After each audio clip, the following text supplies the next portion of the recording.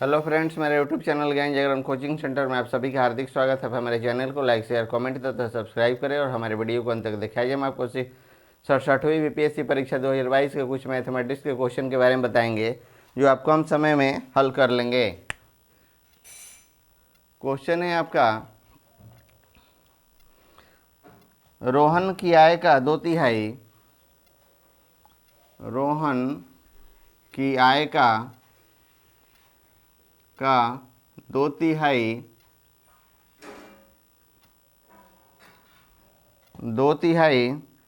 मोहित की आय का आधा है। मोहित की आय का आधा है। यदि दोनों की कुल आय यदि दोनों की कुल आय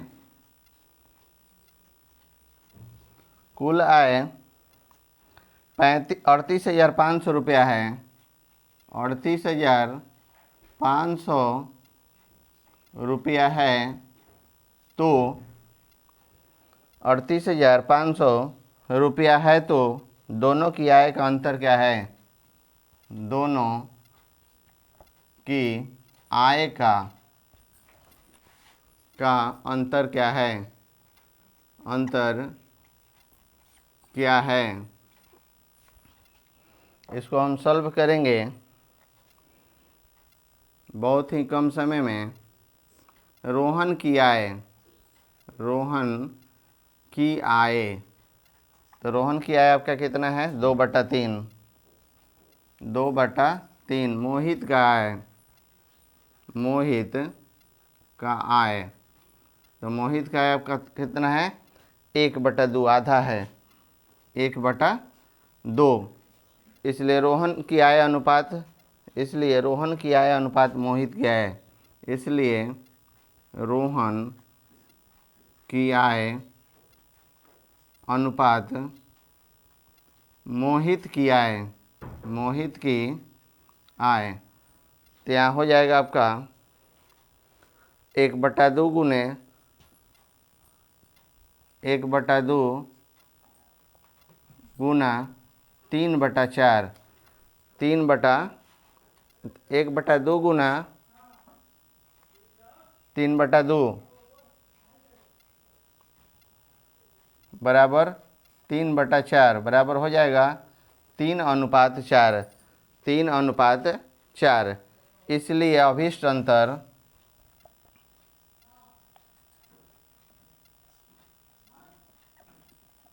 अंतर तो अभिष्ट अंतर हो जाएगा आपका 4 - 3 गुना 38,500। 38,500 बटा में हो जाएगा 4 + 3 तो यहाँ हो जाएगा 1 गुना 38,500 बटा में 7 बराबर 38,500 बटा में 7। अब 38,500 को 7 से घटाएंगे तो यहाँ हो जाएगा 5,500। तो हो जाएगा आपका 5,500 रुपया। यही आपका क्या हो जाता है? राइट आंसर हो जाता है। अब होगा आपका अगला क्वेश्चन। अगला क्वेश्चन, दो पूर्ण संख्याओं का महत्तम समापवर्तक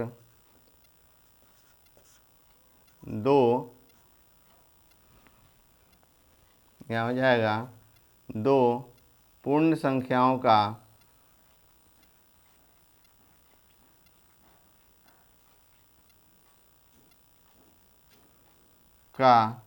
महत्तम समापवर्तक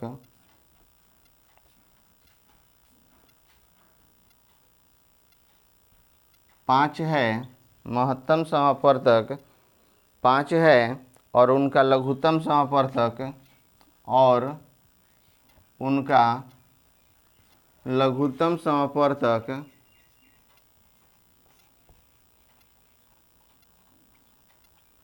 पवर्तक 60 है। 60 है। यदि उनमें से एक संख्या 20 है तो यदि उनमें से एक संख्या 20 है तो दूसरी संख्या ज्ञात करें। दूसरी संख्या ज्ञात करें। दूसरी संख्या क्या करना है? ज्ञात करना है। तो ये क्वेश्चन हम कैसे बनाएंगे?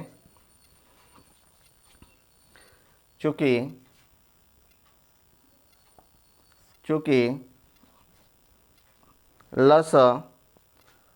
लस गुना मस लघुत्तम समापवर्तक गुना महत्तम समापवर्तक बराबर एक संख्या और गुना दूसरी संख्या। ये आपका क्या हो जाता है?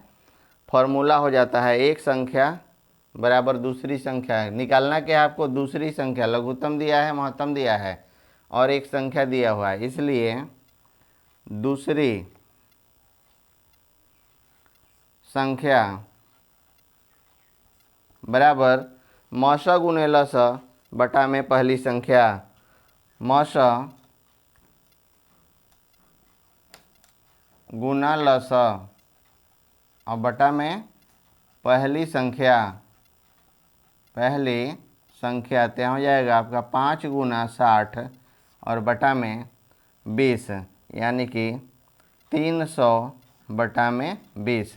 जब 300 को हम 20 से कटाएंगे, 300 को 20 से हम कटाएंगे तो आएगा आपका 15, यानी कि 15। यही आपका क्या हो जाता है? दूसरी संख्या, और यही आपका राइट आंसर होगा। अगला है आपका क्वेश्चन। अगला क्वेश्चन है आपका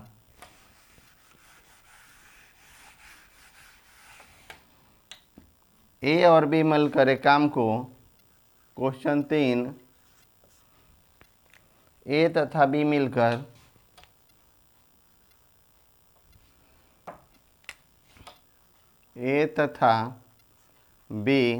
मिलकर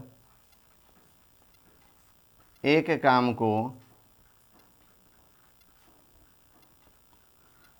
को 4 दिन में पूरा कर सकते हैं। 4 दिन में पूरा कर सकते हैं।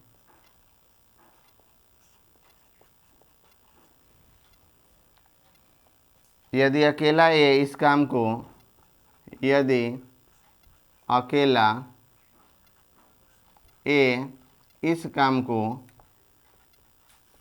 इस काम को 6 दिन में पूरा कर सकता है। 6 दिन में पूरा कर सकता है तो अकेला भी इस काम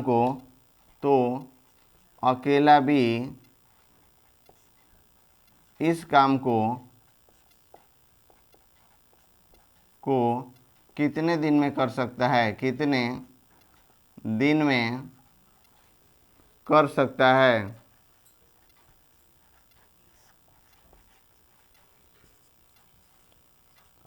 इसको भी हम बहुत कम समय में हल करेंगे। मान लिया कि ए प्लस बी का एक दिन का काम, चूँकि ए प्लस बी का एक दिन का काम तो एक दिन का काम आपका कितना हो जाएगा? 1/4। मतलब 4 दिन में दोनों मिलकर करते हैं। 4 दिन में दोनों मिलकर करते हैं। तथा अकेले ए का एक दिन का काम तो बराबर हो जाएगा 1/6।